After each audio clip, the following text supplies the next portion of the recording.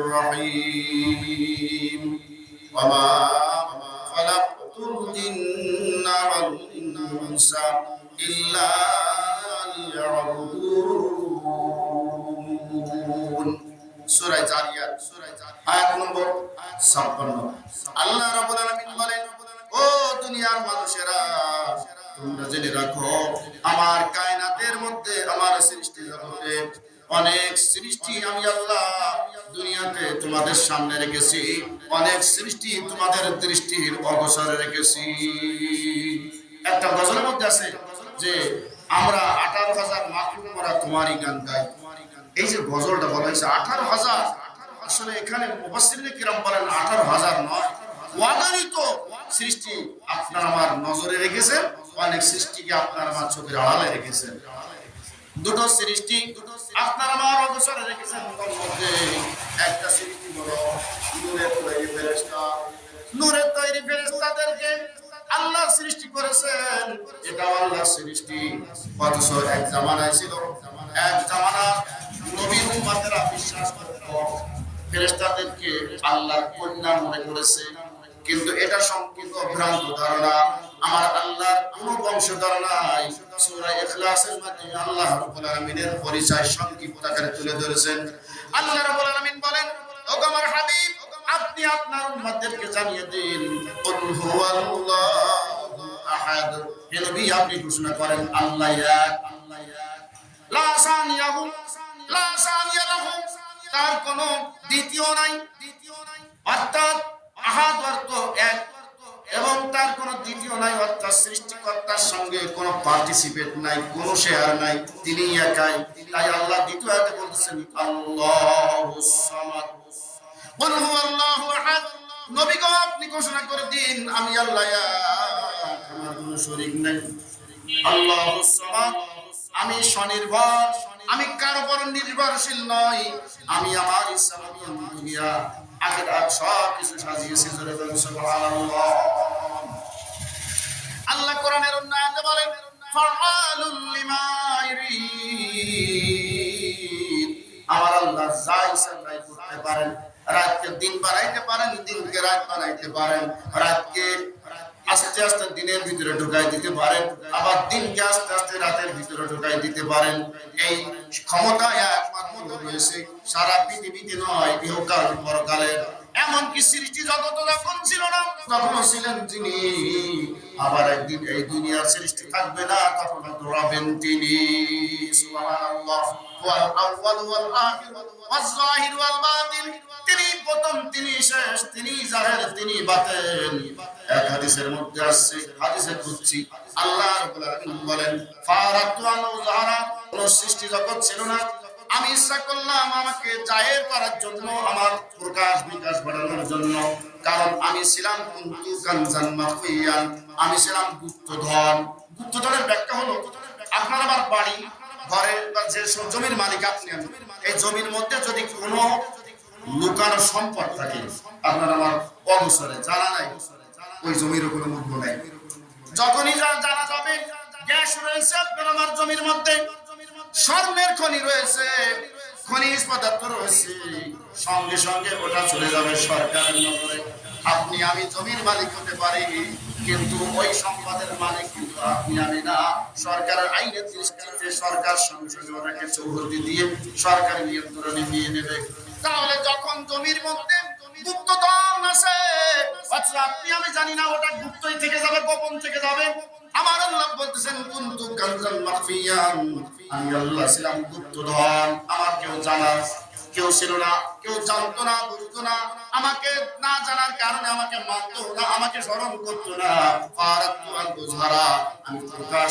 হওয়ার জন্য নিয়ত করলাম ইচ্ছা করলাম ফাখালাকতুল খালকা তাই আমি আসমান জমিন চন্দ্র সূর্য গ্রহ নক্ষত্র জান্নাত জাহান্নাম সৃষ্টি করলাম জোরে বলেন সুবহানাল্লাহ তাহলে আল্লাহ যে আমাকে স্মরণ করুন আমার বড়ত্ব প্রকাশ করুন আমার গুণগান গান এই জন্যই আল্লাহ সৃষ্টি জগৎকে সাজিয়েছেন জোরে বলেন সুবহানাল্লাহ আল্লাহ রাব্বুল আলামিন সূরা জারিয়াত 56 নম্বর আয়াতে আল্লাহ রাব্বুল আলামিন কি বললেন ওমা খালাকাতুল জিন্না ওয়াল ইনসা ইল্লা লিয়াবুদুন।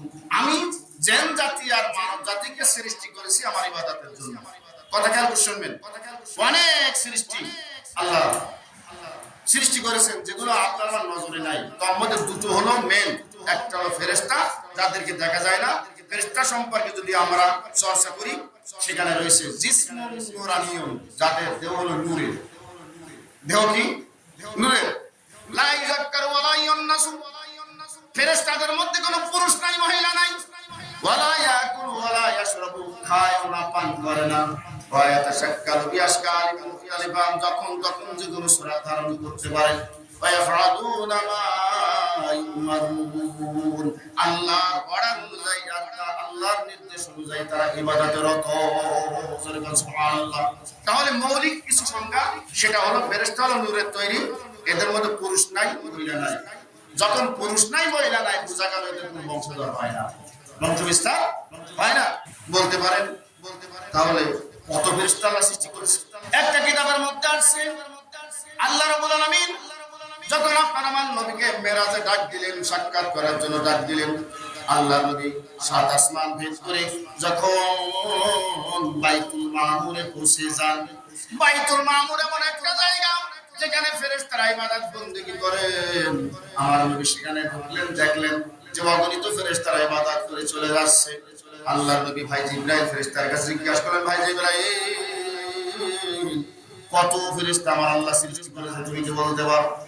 জিবরাইল ফেরেশতা বলেন, ইয়া রাসূলুল্লাহ, ইয়া হাবিবাল্লাহ, এটা আমার ইলমে নাই, তবে এতটুকু জানা আছে ৭০,০০০ ফেরেশতা প্রত্যেকদিন এই ঘরে ঢুকে ইবাদত বندگی করে চলে যায়। কিয়ামতের আগে ওই ফেরেশতারা দ্বিতীয়বার চান্স পাবে না।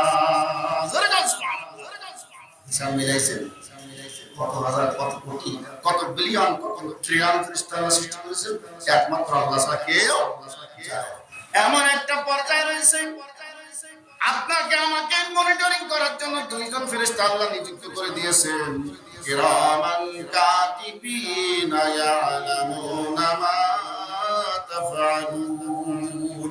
ও আমার বান্দারা, তোমাদেরকে নিয়ন্ত্রণ করার জন্য, তোমাদের গতিবিধি পর্যালোচনা করার জন্য, তোমাদের গতিবিধি সকল কাজকর্ম ভিডিও অডিও করার জন্য আমি দুইজন ফেরেশতাকে নিযুক্ত করেছি, কিরামান কাতিবিন। যারা ইসলামিক স্টাডিজ নিয়ে জেনারেল লাইনে পড়াশোনা করেছেন, এখানে আপনাদের দৃষ্টি আকর্ষণ করছি। আমি যেটা বলতে চাচ্ছি যে আমরা বিভিন্ন জ্ঞানে শিক্ষায় শিক্ষিত, আমরা এই যে আয়াতের পরে একটু আলোচনা করতেছি কিরামান কাতিবিন ফেরেশতা নিয়ে, এটা নিয়ে আমাদের মধ্যে একটু ভুল ব্যাখ্যা রয়েছে। ইসলামিক স্টাডিজ এর মধ্যে একরকম লিখেছে, বিভিন্ন ছোটখাটো কিতাবের মধ্যে লিখেছে এই দুইজন ফেরেশতার একজনের নাম কিরামান আর একজনের নাম কাতিবিন। এটা সম্পূর্ণ ভুল কথা। যদি আপনি আরবি গ্রামাটিক্যালে ভালো দক্ষ হন, আমি আপনাকে বোঝাই দিতে সক্ষম হব। কিরামান বলা হয় সম্মানিত, কাতিবিন বলা হয় লেখকগণ। সম্মানিত কথা কয় না, সম্মানিত লেখকগণ। সম্মানিত লেখকগণ, একজনের নাম কিরামান আর একজনের কাতিবিন, কোথায় পেল? ওয়ার্ড মিনিং জানে না, ওয়ার্ডের অর্থ জানে না। কিরামান মানে সম্মানিত, কাতিবিন মানে লেখক। অতএব এই দুই ফেরেশতার কোনো নাম পাওয়া যাবে না, ওই আয়াতে প্রমাণ করা যাবে না। আমি আপনাদের বোঝাতে চাচ্ছি, আমার আল্লাহ বলেন সম্মানিত দুইজন লেখক ফেরেশতাকে তোমাদের কার্যবিধি পর্যালোচনা করার জন্য আমি তোমাদের কাজে ফিট করে রেখেছি। জোরে করছো হ্যাঁ। কবরস্থ হওয়ার পরে দুইজন ফেরেশতা এসে আপনাকে আমাকে উঠায় বসায় সলজাপ করবে, মুনকার আর নাকির দুইজন ফেরেশতা। ওই দুইজনের নামটা পাওয়া যায়, মুনকার আর নাকির। আবার জীবদ্দশায় দুনিয়াতে বেঁচে থাকতে যদি আপনি আমি আমাদের পরে চলতে পারি, আমার আল্লাহ আপনাকে আমাকে রহমতের ফেরেশতা দ্বারা বেষ্টন করে রাখবে। সুবহানাল্লাহ। তিরমিজি শরীফের মধ্যে আছে হযরত মাকাল ইবনে আসার রাদিয়াল্লাহু তাআলা বলেন, আল্লাহর বান্দা ফজরের নামাজের সময় যদি সূরা হাশরের শেষে 3 আয়াত আউযু বিল্লাহিস সামিউল আলিম মিনাশ শাইতানির রাজিম তিনবার পড়ে শেষের 3 আয়াত তেলাওয়াত করে, আল্লাহ নবী বলেন সূর্যাস্ত পর্যন্ত, সন্ধ্যা পর্যন্ত তার জন্য ৭০,০০০ ফেরেশতা তার মাগফিরাত কামনা করতে থাকে। সুবহানাল্লাহ। আমার নবী বলেন আবার সন্ধ্যার সময় ইমানদার ব্যক্তি উম্মতে মুহাম্মাদি যদি আবার সূরা হাশরের শেষের 3 আয়াত ওইভাবে তেলাওয়াত করে আমল করে, সূরা সাদেক পর্যন্ত তার জন্য ৭০,০০০ ফেরেশতা মাগফিরাত কামনা করতে থাকে। সুবহানাল্লাহ।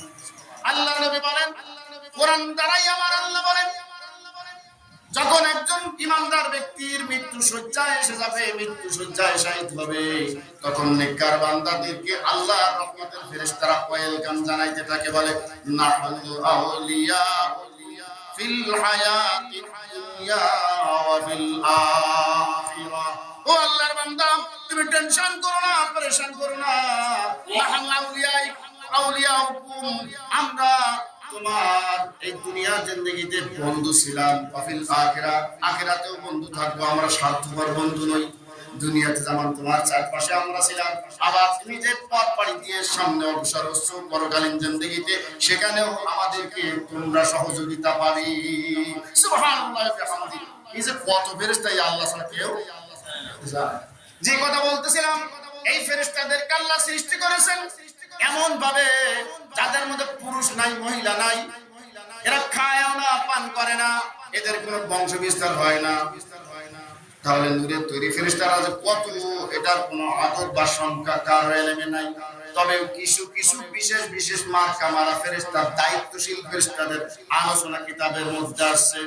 যেমন একজন মালাকুল মাউত আজরাইল, এই পৃথিবীর যখন শেষ পর্যায়ে শুনাবে, তখন তার মৃত্যু হবে। অনেক বর্ণনা রয়েছে। ইসরাফিল নামের একজন ফেরেশতা, ইনি সিংহা নিয়ে বসে আছেন। আল্লাহর অর্ডার হওয়ার সাথে সাথে সিংহায় ভুক্তার দিবে, কিয়ামত ঘটে যাবে। মিকাইল ফেরেশতা, আল্লাহর অর্ডারে সারা বিশ্বে কোথায় বৃষ্টি লাগবে কি না লাগবে, এই মেন কাজের দায়িত্ব রয়েছে মিকাইল আলাইহিস সালাতু ওয়াস সালাম।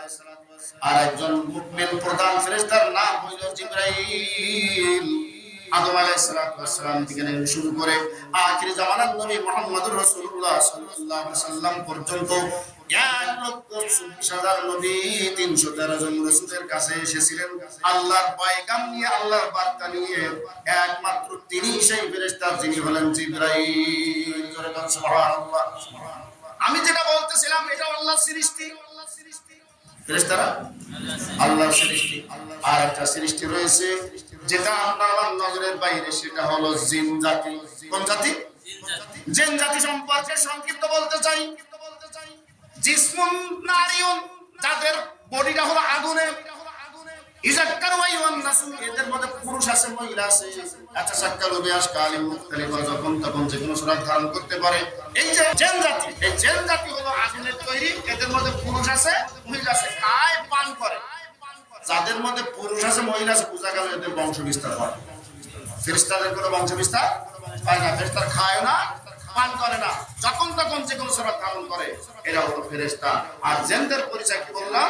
যাদের দেহটা হলো আগুনের, পুরুষ আছে, মহিলা আছে, এদের বংশ বিস্তার হয়, খাওয়া দাওয়া করে, যখন তখন যে কোনো সুরত ধারণ করতে পারে। এই যে দুটো সৃষ্টি, একটা হলো ফেরেশতা আর একটা হলো জিন, এই দুটোর মধ্যে ব্যবধান কি? ব্যবধান হলো ফেরেশতারা আল্লাহর হুকুমে সদা ইবাদতে রত, দায়িত্ব পালনে রত। কিন্তু ফেরেশতাদেরকে আল্লাহ কিন্তু ইবাদতের জন্য সৃষ্টি করে নাই। এদের জন্য জান্নাত জাহান্নাম নাই। ফেরেশতাদের জন্য কোনো জান্নাত জাহান্নাম নাই। কেন? আল্লাহ যেই দুটো সৃষ্টি করেছেন ইবাদতের জন্য, তাদের জন্যই রয়েছে জান্নাত এবং জাহান্নাম। সূরা যারিয়াতের ৫৯ নম্বর আয়াত, যেটা আমি আপনাদের সামনে উত্থাপন করেছি, তেলাওয়াত করেছি, আল্লাহ বলেন, ওয়ামা খালাকতুল জিন্না ওয়াল ইনসা ইল্লা লিয়াবুদুন, আমি জিন জাতি এবং মানব জাতিকে সৃষ্টি করেছি একমাত্র আমার ইবাদতের জন্য। সুবহানাল্লাহ। তাহলে যাদের সৃষ্টি করেছেন ইবাদতের জন্য, এদের পরিস্থিতি হবে ফরিকুম ফিল জান্নাতি ওয়া ফরিকুম ফিস সাঈর। এক গ্রুপ যাবে জান্নাতে আর এক গ্রুপ যাবে জাহান্নামে। তাও হলো এই জিন জাতি আর মানব জাতি। আর ফেরেশতাদের জন্য কোনো জান্নাত নাই, জাহান্নাম নাই। জান্নাত এবং জাহান্নাম তাদের জন্য, যাদের জন্য ইবাদত লেগে রয়েছে। জোরে বলুন সুবহানাল্লাহ। ভাইজানেরা আমার, ফেরেশতারা জান্নাতেও দায়িত্ব পালন করবে, জাহান্নামেও দায়িত্ব পালন করবে। তাদের দেহটা হলো নূরের। আর আপনি আমি জানি জাহান্নাম হলো এমন একটা জায়গা যেখানে নাফরমান বান্দাদেরকে শাস্তি দেওয়া হবে। এই শাস্তির ধরন হাদিস দ্বারা, কোরআন দ্বারা পাওয়া যায় দুই প্রকার। কিছু এলাকা আছে কোল্ড স্টোর, ঠান্ডা স্টোর। আবার কিছু এলাকা আছে তাপমাত্রা আগুনের স্তর। জোহরের নামাজের অধ্যায়ের মধ্যে মিশকাতুল মাসাবি খুলে দেখেন, তার মধ্যে আছে নাফাসুন ফিস সাইফি ওয়া নাফাসুন ফিস শিতা। আল্লাহ নবী বলেন এই যে গরমকাল, গরম আসে কোথা থেকে তোমরা কি জানো? আমার নবী বলেন নাফাসুন ফিস সাইফি ওয়া নাফাসুন ফিস শিতা। এই জাহান্নাম নিঃশ্বাস ছাড়ে গরমকালে একবার আর শীতকালে একবার। জোরে বলেন সুবহানাল্লাহ। এই নিঃশ্বাস ছাড়ার কারণে পৃথিবীতে শীতকাল আর গরমকাল হয়। এই হাদিস দ্বারা বোঝা গেল তাহলে নিঃশ্বাস ছাড়ে শীতকালে ওটা হলো ঠান্ডা। ওটা কি? ঠান্ডা, কোল্ড স্টোর, অর্থাৎ ঠান্ডা বরফ এলাকা। আর একটা হলো জাহান্নামের আগুন, তাপমাত্রা এলাকা। তাহলে তাপমাত্রা এলাকার নিঃশ্বাস যখন ছেড়ে আসে গরমকাল, আর শীত এলাকা অর্থাৎ কোল্ড বা ঠান্ডা যে এলাকা, বরফ এলাকা, এই এলাকা দিয়ে যখন নিঃশ্বাস ছাড়ে তখন আসে শীতকাল। জোরে করে সুবহানাল্লাহ। একটা মানুষকে ঠান্ডা যখন চরম আকার হয়, পানিতে নামা যায় না, একটু নামাইয়ে শাস্তি দেবেন, দেখবেন খুব তাড়াতাড়ি রক্ত জমা হচ্ছে। অনেক এলাকা আছে মানে নামাই যায় না, মানে ও কিন্তু একটা শাস্তি। ঠান্ডার ভিতরে বসা কি মানুষের ভিতরে কি যাবে, সে রক্ত চলাচল বন্ধ হলে মারাই যায়। তা আল্লাহ ইচ্ছা করলে আগুন দিয়ে মারতে পারে, আল্লাহ ইচ্ছা করলে ঠান্ডা দিয়েও মারতে পারে। আমি যেটা বলতে চাচ্ছিলাম, তাহলে রহমতের ফেরেশতারা এরা কিন্তু জান্নাতেও দায়িত্ব পালন করবে, জাহান্নামেও দায়িত্ব পালন করবে। ওদের গায়ে কোনো ঠান্ডা আগুনে কোনো প্রশ্নই নাই, কারণ তাদের দেহটাই হলো নূরের। জোরে বলেন সুবহানাল্লাহ। বলতে পারেন হুজুর, তাহলে জিন জাতিকে আমাদের সঙ্গে সৃষ্টি করেছেন, জিন জাতি ইবাদত করবে, আমরা ইবাদত করব। তাহলে জিন গুলাকে এদেরকে জাহান্নামের ভিতরে দেওয়া হবে, কিভাবে শাস্তি হবে? সমাপতি ইমাম আবু হানিফা রাহমাতুল্লাহ আলাইহি ওয়া আব্দুল কাদের জিলানী রাহমাতুল্লাহ আলাইহি কাছে প্রশ্ন করা হলো, হুজুর জিনদেরকে আল্লাহ ইবাদতের জন্য সৃষ্টি করেছেন, এরা যদি ইবাদত না করে এদের ঠিকানা কোথায়? জাহান্নামে। তা আপনারাই বলেন জাহান্নাম আগুন দিয়ে তৈরি, আবার জিনও আগুন দিয়ে তৈরি, তাহলে আগুন দিয়ে আগুনকে শাস্তি হবে কিভাবে? তখন হাতে ছিল একটা ইটির দেলা, বুঝলেন না, ধরে আমাদের টাকা এইভাবে মেরে দিচ্ছে।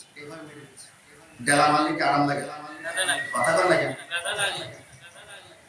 হুজুর কেমন বেয়াদবি কথাবার্তার কাজ হয়ে গেল কেন? জানে আপনি প্রশ্নটার আমাকে উত্তর দিলেন না দিয়ে আপনি গেলা মারলেন আমার গায়ে। দোস্ত আমি ইচ্ছা করি মারিনি, হালকা মারিস, মানে ব্যথাটা অনুভব করার দরকার। প্রশ্নের উত্তরটা যাতে ক্লিয়ার হয় সেই জন্য আসতে মারিস, ইচ্ছা করি জোরে মারতে পারবো।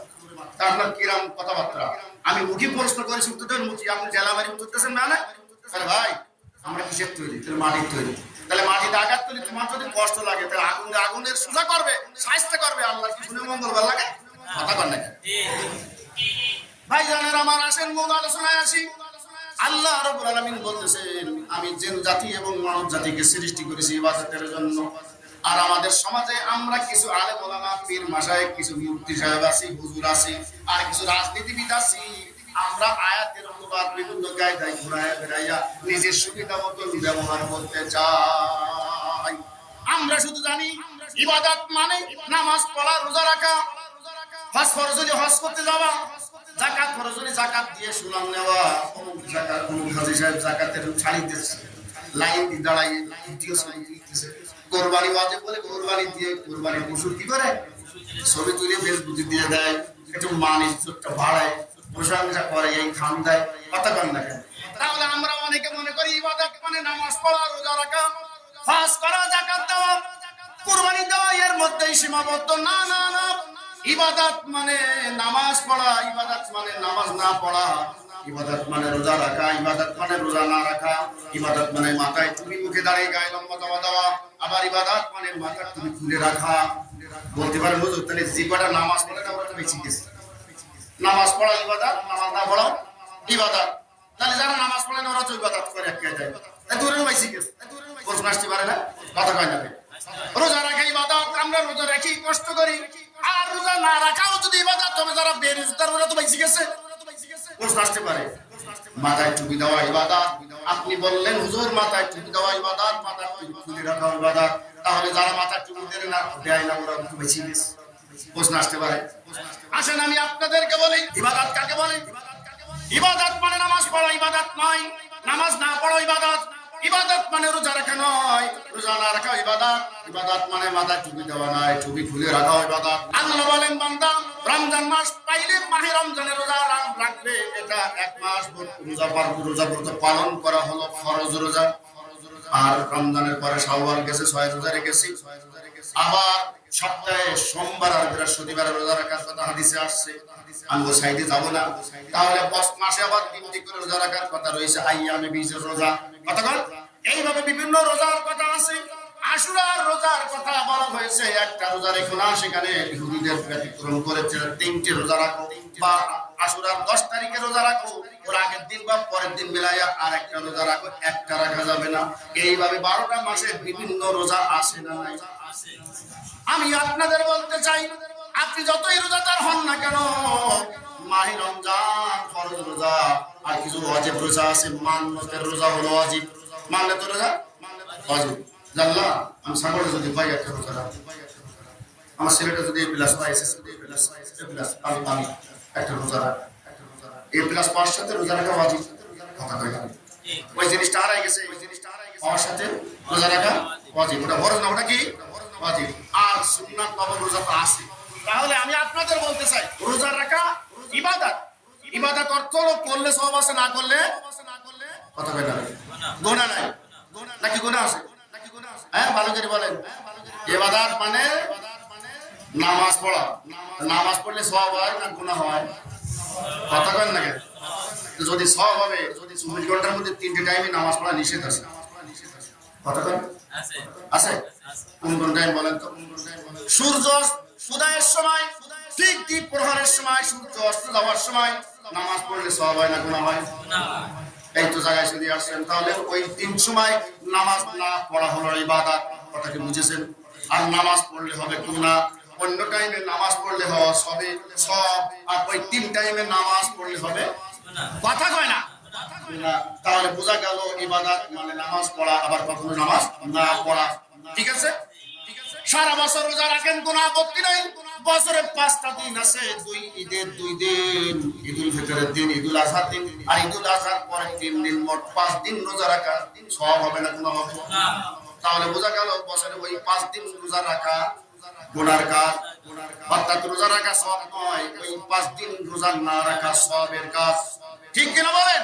তাহলে বোঝা গেল জায়গা বুঝে ইবাদত করতে হবে। আপনার আমার ইচ্ছা মতন কাজ করবো, নামাজ হবে না, রোজাও হবে না।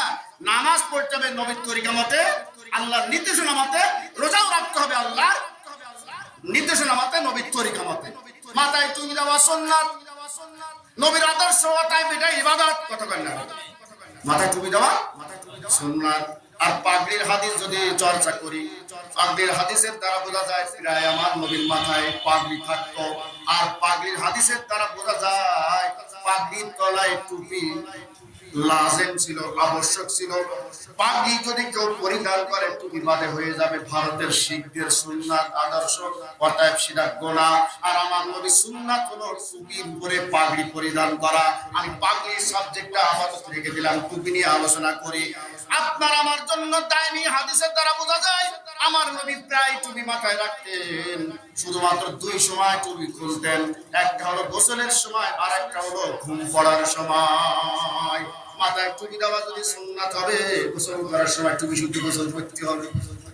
মাথায় টুপি দেওয়া যদি সুন্নাত হবে, ঘুম পড়ার সময় মাথায় টুপি মাথায় দিয়ে ঘুম পড়তে হবে না, করা যাবে না। ঘুমানোর সময় টুপি খুলে ফেলতে হবে, গোসলের সময় টুপি খুলে ফেলতে হবে। তাহলে ওই 2 সময় টুপি খোলা হলো ইবাদত, অন্য টাইমে মাথায় টুপি দেওয়া হলো ইবাদত। সুবহানাল্লাহ। আমি এটাই বোঝাতে চাচ্ছি, আমাদের সমাজে এক শ্রেণীর লোক আমরা আছি যে আকিমুস সালাত, নামাজ ফরজ। আকিমুস সালাত, আল্লাহ বলেছে নামাজ প্রতিষ্ঠা করতে। তা আমরা প্রতিষ্ঠা করতে না পারলেও নামাজ পড়ি। আমরা বুঝি যে আকিমুস সালাতের দ্বারা নামাজ ফরজ করা হয়েছে। আমি আপনাদের বলি, আকিমুস সালাতের দ্বারা যদি নামাজ ফরজ হয়, আনাকিমুদ্দিন, আমার জমির দ্বীন প্রতিষ্ঠা করো, কেন সেটা ফরজ হবে না? আমার মতন মুফতি, আমার মতন মুহাদ্দিস, আমার মতন পীর সাহেব, আমার মতন কিছু সাতান্ন আলেম, এরা ব্যাখ্যা করে অন্য কায়দায় এটাকে ঘোরাই নিতে চায়। আমার আল্লাহ বলেন আনাকিমুদ্দিন, আমার জমিনে আমার দ্বীন প্রতিষ্ঠা করো, এটা তোমাদের জন্য ওয়াজিব, আবশ্যক, ফরজ। জোরে গান সুবহানাল্লাহ। আকিমুস সালাতের দ্বারা যদি নামাজ ফরজ হয়, আকিমুদ্দিনের দ্বারা দ্বীন প্রতিষ্ঠা করার আরেকটা ফরজ। জোরে গান সুবহানাল্লাহ। আমাদের মতন সুবিধাবাদী কিছু মুফতি আর আলেম মাওলানা আমরা আছি, ছাতা ফিরি পার হয়ে যায় যখন যেটা থাকে, কথা বুঝেন না? হ্যাঁ, যখন বলি হুজুর রাজনীতি এরকম করা ঠিক না, তা রাজনীতি ঠিক না আমি আপনাদের বলি। আল্লাহ বলেছেন আমানতকে যথাস্থানে প্রয়োগ করো।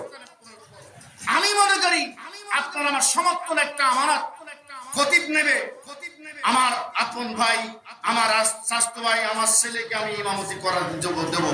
অযোগ্য নালায়েক, অযোগ্য নামাজ ঠিক মতো পড়াতে পারে না, নামাজের মাসলা মাসা ঠিক মতো জানে না, কিভাবে নামাজ নষ্ট হয় তাও জানে না, শুধু একটু লেবাসে ধার্মিক, লেবাসে লেবাসে ধার্মিক মানে বোঝে, মাথায় টুপিতে বসে আছে, আমি দোকানদার, আপনি চলে যাবেন একটা ভালো মানুষ মুসলমান মানুষ, যে ওনার দোকান থেকে বেচা খেলে ফিরে আসি। কিন্তু আমার টুপি শুধু মাথা রাখছি কাস্টমার আনার জন্য। আর আমরা কিছু লোক আছে কলেমা পড়ি, কলেমা পড়ি বুঝাই যে আমি একজন মুসলমান, কিন্তু কলেমার দ্বারা তো অনেক সময় ভিক্ষা চাওয়াটাও বুঝায় লা ইলাহা ইল্লাল্লাহ মুহাম্মাদুর রাসূলুল্লাহ, মাদুদ চাইতা কথা বলেন না, তাহলে কলেমাটাকে ওখানে ভিক্ষার জন্য ব্যবহার করতেছি। আসলে কলেমার তো অর্থ উদ্দেশ্য ছিল আমার এই অন্তরকে, অর্থাৎ যে বিশ্বাস, ধর্ম বিশ্বাস, এটাকে পরিশুদ্ধ করা, মুক্তি স্বীকার করা, কাজে পরিণত করা। তিনটে যখন এক হবে আমি হব কামেল ইমানদার মুসলমান। জোরে বলে ভাইজানেরা আমার, এরকম ভাবে আল্লাহ রাব্বুল আলামিন বলেন কুতিবা আলাইকুমুস সিয়াম, তোমাদের পরে রোজা ফরজ করা হয়েছে। আমরা অনেকে বলি কুতিবা আলাইকুমুস সিয়ামের দ্বারা রোজা ফরজ, রমজানের রোজা ফরজ। আমি আপনাদেরকে সেটাই বলতে চাই, কুতিবা আলাইকুমুস সিয়ামের দ্বারা যদি রোজা ফরজ হয়, কুতিবা আলাইকুমুল কিতাল, আল্লাহ কোরআনের অন্য জায়গায় বলেন তোমাদের জন্য বাতিলের বিরুদ্ধে সংগ্রাম করা, যুদ্ধ করা ফরজ করা হয়েছে। ও জায়গায় তোমাদের নজর নাই। আমরা বলি হুজুর তাহলে কি করব? যে আমার নবীকে গালি দিয়েছে, ইসলাম নিয়ে কটূক্তি করেছে, মুসলমান নিধন করতেছে বিভিন্ন দেশ বিদেশে, এদের প্রতিবাদ, এদের জন্য আল্লাহু আকবার প্রতিবাদ করতে হবে যার যা সাধ্য আছে। আর আমরা আরেক শ্রেণীর মুসলমান আছি, আমরা বলি ভাই আপনারা মিছিল করেন গে মোড়ে যেয়ে, অমুক চত্বরে যেয়ে, আর আমরা মসজিদে মোনাজাত করি। আমরা মোনাজাত করে খুব কথা বুঝেছেন, কথা বুঝেছেন। বাড়ির উঠানে বেশি বেশি কয়েকটা আম গাছ লাগালাম, ন্যাংরা ন্যাংরা ন্যাংরা তো আমার ভালো নাকি, ন্যাংরা ভালো না। আল্লামা দিলওয়ার হোসেন সাইদুর রহমাতুল্লাহর ওয়াজের মধ্যে আছে, এত সুতিরাম পাকলি এত লাগে, ঘুরি ঘুরি ওই নাম রেখেছেন ন্যাংরা। ন্যাংরা মানে কানা খোলা, তার মধ্যে ন্যাংরা খারাপ শুনছি, তাও নাম রেখেছে, কি কথা কর লাগে। তো যাক আমি যেটা বলতেছিলাম, কিছু আম বেশি বেশি আনিছে, কিন্তু পাতলি উঠা কাঁচা উঠা, ও আম গাছকে রাখবেন, কথা কথা রাখবেন না। তাহলে আপনি লাগানোর সময় লাগাইছেন নিম গাছ, আমার মতন খতিব করেন বাইতুল মুকাররমের খতিব দিয়ে, কি বলে সৌদি আরবের কাবার ইমাম দিয়ে মোনাজাত করলেন লক্ষ লক্ষ মুসল্লি, আল্লাহ আমি ভুল করতে পারি, আমি নিম গাছ লাগাইছি বাড়ির উঠোনে, আল্লাহ বাইতুল মুকাররমের ইমাম খতিব দিয়ে কাবা ঘরের ইমাম দিয়ে মোনাজাত করতেছে, আল্লাহ নিম গাছটাকে পাল্টাই আম গাছ কথা হয় না কেন? আল্লাহ বলেন বান্দা আগে আম গাছ লাগাও, তারপরে দোয়া চাও। তুমি তোমার দায়িত্ব হলো বীজ বপন করা জমিনে, তুমি বীজ বপন করো সঠিকভাবে কৃষি ফর্মুলায়, তারপরে আমার কাছে দোয়া চাও। আল্লাহ আমার ক্ষমতা ছিল বীজটা বপন করা, গাছটা লাগাই দেওয়া, আমার ক্ষমতা শেষ, আল্লাহ তুমি ইচ্ছা করলে এই বীজ অঙ্কুরিত করতে পারো, ভালো ফসল দিতে পারো। আবার সিজনে যখন ফসল কাটানোর সময় হবে, কাটার সময় ঝড় দিয়ে সিডর দিয়ে আইলা দিয়ে আল্লাহু আকবার দুর্যোগ মহামারী দিয়া তুমি আমার ফসলটা নষ্ট করে দিতে পারো। والذين جاهدوا فينا لنهدينهم سبلنا وإن الله لمع المحسنين। الله أكبر। আল্লাহ রাব্বুল আলামিন বলতেছেন الذين جاهدوا فينا, যারা আমি আল্লাহকে পাওয়ার জন্য চেষ্টা করে, সাধনা করে, তপস্যা করে, বাড়ি বসে আজান শুনি নাকি? আমরা কিছু গ্রুপ আছে আজান দেশে নামাজ পড়ছি, পড়তে হবে চেম্বার খুলে মানে বন্দনা করে হালকা সারাটা টাইমে দিয়ে মনে মনে মতো নামাজ পড়া ফরজ। কিন্তু আজানের সাথে আমাদের কাজগুলো, এই কাজগুলো করবে কিটা? ফেরেশতা। ফেরেশতাদের ইবাদত করার জন্য সৃষ্টি করেছে ফেরেশতাদেরকে, কথা কয় না। ওনারা তো অন্য কাজ করবে ইবাদতের জন্য, দুটো সৃষ্টি, একটা হলো জিন জাতি আর একটা মানব জাতি। তা আমরা ইবাদত মনে করি আজান বলি সিম্বারে বসে নামাজ পড়ে যাবো, না। আজান শোনার সঙ্গে সঙ্গে দুটো কাজ, একটা হলো কওলি আর একটা হলো ফেলি। কওলি মানে আল্লাহু আকবার বলে ইমাম মুয়াজ্জিন সাহেব আযান দিয়ে যাবে, তার জবাব দেওয়া, এটা হলো কওলি। আর একটা হলো জামাতে নামাজ আদায় করার মাধ্যম দিয়ে এই আযানের যে বাস্তব প্রয়োগ সেটা প্রমাণ করতে হবে, এটা হলো ফাইলি। এই দুটো দায়িত্ব পালন করার নাম হলো হাইয়া আলাস সালাহ। জোরে বল সুবহানাল্লাহ। আমি আপনাদের বলতেছিলাম আমার আল্লাহ কুতিবা আলাইকুমুস সিয়াম বলে রোজা ফরজ করে দিলেন, কিন্তু কুতিবা আলাইকুমুল কিতাল, বাতিলের সঙ্গে মোকাবেলা করা। বাতিল যদি তোমাদেরকে আক্রান্ত করে তাহলে তোমরা সশস্ত্র তাদের প্রতিবাদ করবে, আক্রমণ করবে। এটা হলো সরাসরি জিহাদ। জোরে বলুন সুবহানাল্লাহ। ইসলামের ইতিহাসে কোনো প্রমাণ নাই মুসলমানরা কাফেরদের উপরে হতচকিতভাবে আক্রমণ করেছে, এটা প্রমাণ নাই। আল্লামা দেওয়ার হোসেন সাইদি সাহেবের কথা বারবার মনে পড়ে যায়, ওনার ওয়াজ ভালো করে শুনে দেখবেন। মুসলমানরা আক্রান্ত হলে পরে কাফেরদের বিরুদ্ধে আক্রমণ করেছে। জোরে বলুন সুবহানাল্লাহ। আজ মুসলমান মেরে আগুন দিয়ে পোড়াই দিচ্ছে, মানুষ মুসলমান নরনারী হত্যা করছে, আর আমরা জিকির ফিকির করতেছি, মুনাজাত করতেছি, আর কোনদিন নামাজ পড়তেছি ফজরের নামাজের সময়। ওতে কি হবে? ওতে কি হবে? আমাদেরকে কিন্তু একদিন জবাবদিহিতা আল্লাহর দরবারে করা হবে। করা লাগবে কি লাগবে না?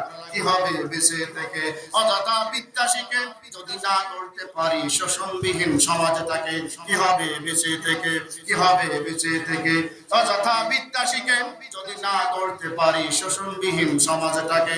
যেই লোকটা মাইকে বক্তব্য দেয় ইসলামের বিরুদ্ধে, আপনাকেও মাইকে বক্তব্য দিয়ে তার বিরুদ্ধে করতে হবে, এটা হলো জিহাদ। যেই লোকটা আল্লাহু আকবার লেখার মাধ্যমে পত্র পত্রিকায় কোরআন হাদিসের বিরুদ্ধে কথা লিখবে, তার প্রতিবাদ করতে হবে কলমের মাধ্যমে।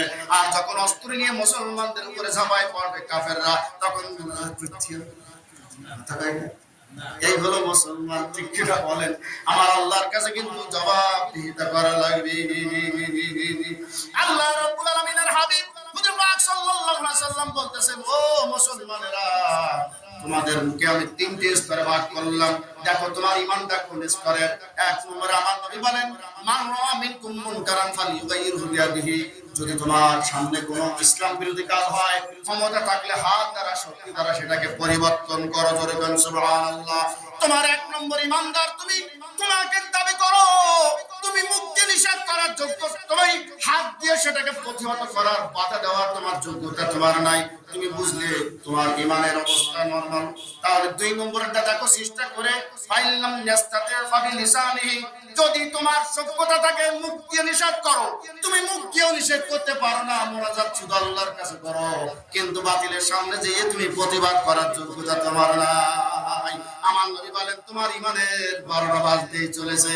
তবে জেনে রাখো, ফাইলাম ইয়াস্তাতি ফাবিলিসানি ফাইলাম ইয়াস্তাতি ফাবিকলবি।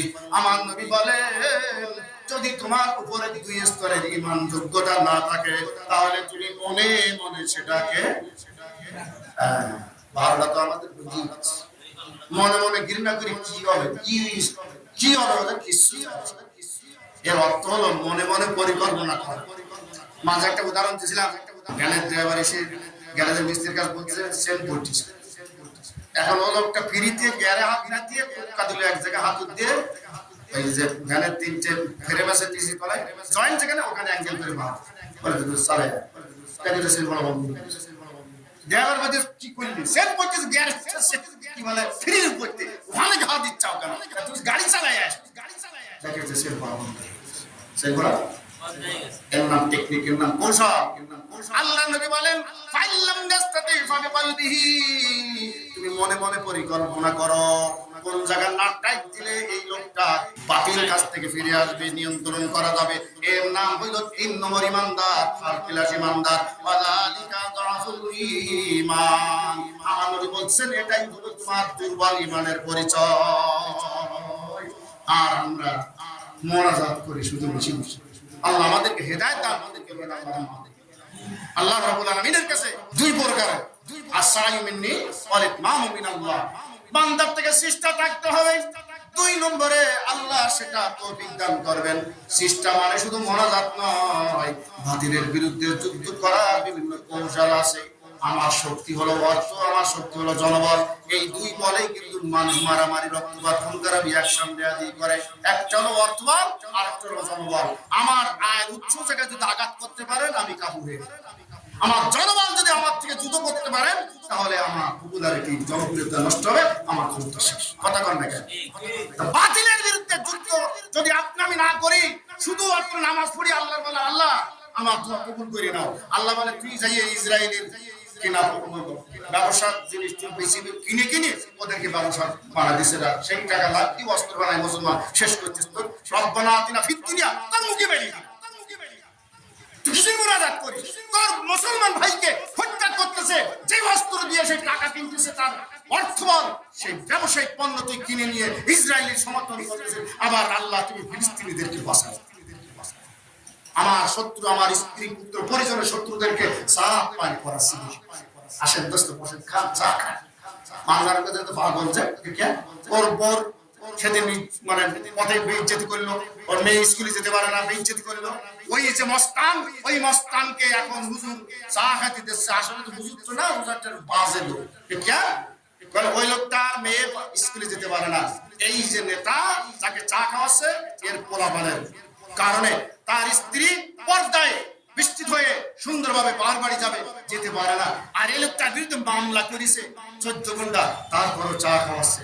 আসলে হুজুরের মনে পাপ নাই, বলবে না কেন? শত্রুর সঙ্গে আপনি আকাশ করবেন, আবার মোনাজাত আল্লাহর বলবো, আল্লাহ রব্বানা আতিনা ফিদ দুনিয়া হাসানাতাও ওয়া ফিল আখিরাতি হাসানা ওয়া কিনা আযাবান নার। আল্লাহ তুমি দুনিয়ায় কল্যাণ দাও, আখিরাতে কল্যাণ দাও, জাহান্নামের আযাব থেকে তুমি আমাদেরকে মুক্তি দান করো। আল্লাহ বলেন সব কথা ঠিক আছে। আল্লাহ রাব্বুল আলামিন কাবা ঘর এমন একটা জায়গা নির্ধারণ করেছেন, আপনি আমি হজ করতে যাই, উমরা করতে যাই, কাবা ঘর প্রদক্ষিণ করি, কাবা ঘর তওয়াফ করি, দোয়া মোনাজাত করি, মাকাম ইব্রাহিমে 2 রাকাত নামাজ পড়ার জন্য চেষ্টা করি, কান্নাকাটি করি, গিলাপ ধরে। আল্লাহ বলেন বান্দা তুমি আমার গিলাপ ধরে কান্নাকাটি করতেছো, তোমার মোনাজাত আমি দেখবো। তুমি বাংলাদেশ থেকে আসছো, তুমি যে একজন লোক, তুমি যে একজন হাজী, তুমি একজন আল্লাহু আকবার বিশিষ্ট ব্যবসায়ী, তোমার দ্বারা আমার ওয়ারিস যারা রয়েছে, আমার নবীর ওয়ারিস যারা রয়েছে, আমার নবীর ওয়ারিস হলো উলামা উম্মতি কান্দিয়ায় বনি ইসরাইল। আমার নবী বলেন আমার আলেম ওলামারা হলো বনি ইসরাইলের পাওয়ারফুল, যেই নবীরা ছিল তাদের মতন একটা পাওয়ারফুল নবী সমতুল্য এই জামানার আলেমরা জোরে বলেন সুবহানাল্লাহ। সেই আলেমের সঙ্গে তুমি গাদ্দারি করো, মিথ্যা মামলা দাও, আলেমকে অপমান করো, আবার আমার কাবা ঘরে গিলাফ ধরে তুমি কান্নাকাটি করো, তোমার তো পাপ নাই, পাঠাতে হবে। কারণ আমার নবীর ওয়ারিসের সঙ্গে তুমি শত্রুতা করবা, আর আমার কাছে এসে মিতালি করবা, কাবা ঘরের গিলাফ ধরে কান্নাকাটি করবা। তোর চোখের পানি তোর মুখে বেরিয়ে দিলাম। কারণ তুই আগে বাংলাদেশে যা, আমার নবীর ওয়ারিস যারা রয়েছে তাদের সঙ্গে ভালো ব্যবহার কর, মুসলমানদের সঙ্গে ভালো ব্যবহার কর। মুসলমানদের সঙ্গে ভালো ব্যবহার করলে আলেম ওলামা যদি রাজি খুশি থাকে, মুসলমানরা যদি রাজি খুশি হয়, তুই কাবা ঘরে আসার আগেই তোর হজ কবুল হয়ে যাবে। আল্লাহ রাব্বুল আলামিন আমাদেরকে সিনে সিনে চলার তৌফিক দান করুন। কে আমার শত্রু, কে আমার মিত্র, শুধু ভোটের ধান্দায় সব ভোটারে এক জায়গায় টেনে নিয়ে না, হ্যাঁ, যেগুলো মুসলমানদের ক্ষতি করতেছে ওদের থেকে নিজে সাবধান হও আর জাতিকে সাবধান করে দাও। যা কিছু আলোচনা করেছি এই আলোচনার সারাংশ এটাই, এই আল্লাহর ঘর মসজিদে আমরা জুমার দিন আসছি জুমার নামাজ পড়ার জন্য। আমার আল্লাহ বলে বান্দা কিয়ামতের মাঠে আমি যে মানুষের নিচে ছায়া দেবো 7 শ্রেণীর লোক, তার মধ্যে এক শ্রেণী হলো ওয়াকলবুহু মুআল্লাকুন বিল মাসাজিদি, যে ব্যক্তি কলবটা মসজিদের সঙ্গে লটকানো থাকবে। তা আমি দেখি তোমার কলবটা হলো দুনিয়ার সঙ্গে, ব্যবসা প্রতিষ্ঠানের সঙ্গে, মসজিদের সঙ্গে লটকানো যদি থাকবে, তুমি তোমার বাড়িতে যাইয়া বাথরুমে যাই যদি দেখো সাবান নাই, যদি টিস্যু পেপার নাই, বাথরুম নোংরা হয়ে গেছে, তোমার যেমন কলিজায় আঘাত লাগে, আমার গেস্ট আসবে, আইতে আসবে, আমার বাথরুম চকচক করতে হবে, না হলে বাথরুম খারাপ থাকার কারণে আমার আত্মীয় সামনে আমার মানিজ্য নষ্ট হবে। এটা যদি অনুভব করো, তুমি যে মসজিদের মুসাল্লি, এই মসজিদ তো আবার তারাই করবে। ইন্নামা ইয়ামুরু মাসাজিদাল্লাহি মান আমানা বিল্লাহি ওয়াল ইয়াউমিল আখির, মসজিদ তো আবার করবে তারা যারা আল্লাহর পরে পরকালের পরে বিশ্বাস স্থাপন করেছে। শুধু নামাজ পড়ার নাম ইবাদত নয়, শুধু নামাজ পড়ার নাম মসজিদ আবাদ করে নাই, মসজিদের যা কিছু আছে আলমিনা সব পরিপাটি হওয়া চাই, ঠিক কিনা বলেন? আর এর জন্য আপনার আমার অনেক দায়িত্ব কর্তব্য রয়েছে। মসজিদ কমিটি তাশকিল করার আগে আমি নিজে দায়িত্ব দিই, আমি একটা টিস্যু পেপার কিনে দিই, আমি একটা টয়লেট কিনে দিই, পানির একটা ট্যাপ নষ্ট হয়ে গেছে আমি নিজে দায়িত্ব করে দিই। দোয়া তো চাওয়া লাগবে না? বিদায় অনুষ্ঠানে আমার আব্বা আব্দুল বারী রহমাতুল্লাহ আলাইহি উনি একদিন বলতেছিলেন, বিদায় অনুষ্ঠান করছে বাচ্চা ছাত্ররা পরীক্ষা দেবে, উনি প্রধান অতিথি বলে, বাবা তোমরা কি অনুষ্ঠান করতেছো? অনুষ্ঠান আশ্চর্য, সারা বছর ক্লাস করো, নোটিশ দিলে ক্লাস করতে আসো না, পরীক্ষার সময় তালবানা করে পরীক্ষা ফি নিয়ে, আর উস্তাদের সঙ্গে ভালো আচরণ করো না, সালাম কালাম তো করো না, ৫ ওয়াক্ত নামাজ ঠিক মতো পড়ো না, অনুষ্ঠান করে দোয়ার কাজ করো, তোমার ঘরে জান্নাতের দরজা ভেঙে দোয়া চলে যাবে। জোরে বলো সুবহানাল্লাহ। আমার নবীর কাছে নালিশ করে যে হুজুর আমার মা আমাকে নির্যাতন করছে, আমার মা আমার জন্য নির্যাতন করেছে। নবী বলেন আমি কি করে দিতে পারি? তোমার মা তোমাকে নির্যাতন করছে, বলে হুজুর একটু দোয়া কি করা যাবে? হ্যাঁ আমি তোমার মা হেদায়েতের জন্য দোয়া করতে পারি। আল্লাহর নবী হুজুর পাক সাল্লাল্লাহু আলাইহি সাল্লাম দোয়া করতেছেন, সাহাবী দৌড়া চলে যায়। মানুষজন জিজ্ঞাসা করে ভাই তুমি দৌড়াচ্ছ কেন? বলে আমার নবী আমার মা দোয়া করতেছে, আমার মার কাছে পৌঁছানোর আগে আমার নবীর দোয়া আমার বাড়িতে পৌঁছায় না, আমি নবীর সাহাবী আগে বাড়িতে পৌঁছাই। সুবহানাল্লাহ। এর মানে হলো দোয়ার কাজ করেন, দোয়া আপনার বাড়িতে পৌঁছায় যাবে, মুসল্লিরা সন্তুষ্ট হবে। অমুক ব্যবসায়ী, অমুক দোকানদার, অমুক ড্রাইভার অমুক এই কাজটা করেছে, আল্লাহ কবুল করবে, তার বালা মুসিবত থেকে তুমি হেফাজত করো। এই দোয়াটা মুসল্লিদের মনের থেকে এসে যাবে, ঠিক কিনা বলেন? আমরা এখানে যারা নামাজ পড়তে আসছি আমরা একটু পারবো না আল্লাহর ঘরের জন্য মেহনত করতে? পারবো ইনশাআল্লাহ। আমরা নিজেরাই শরীক হব, আর যারা দেয় আপনারা আমার রাজ্য খরচ লোক তাদের কাছ থেকে দান এনে মসজিদটা রংসং করবো, টাইলস দিয়ে সাজাবো, কত কিছু করতে হবে। মসজিদে আসলে মনটা ফিরে যাবে, ঠিক কিনা বলেন? এমন একদিন হবে ক্ষতি, এই ক্ষতি থাকবে না, আপনারা থাকবেন না, মসজিদটা এসি হয়ে যাবে না। কথা বলেন না কেন? হয়ে যাবে। আল্লাহর কাছে দোয়া করি, আল্লাহ যতদিন আমরা এই মসজিদে নামাজ পড়বো, মহল্লায় থাকবো, আমার বাড়ি রংচং করার আগে তোমার ঘর জন্য রংচং করতে পারি, আমার বাড়িতে টাইলস লাগানোর আগে জন্য তোমার ঘরে টাইলস লাগাইতে পারি, আমি নিজেকে সুসজ্জিত হওয়ার আগে আমার মুসল্লিদেরকে জন্য মনে আনন্দ দিয়ে প্রফুল্ল রাখতে পারি। একজন ব্যক্তি নামাজ পড়বে, আল্লাহু আকবার, ফ্যানের তলে সে আরাম করবে, আল্লাহু আকবার, ওই লোকটার নামাজ কবুল নামাজ, আপনার আমার আমল নামাজ কবুল নামাজ লিখে দেওয়া হবে। আল্লাহ রাব্বুল আলামিন যা কিছু আলোচনা করেছি এরপর আমার তৌফিক দান করুন। ওয়া আখির দাওয়ানা আলহামদুলিল্লাহি রাব্বিল আলামিন।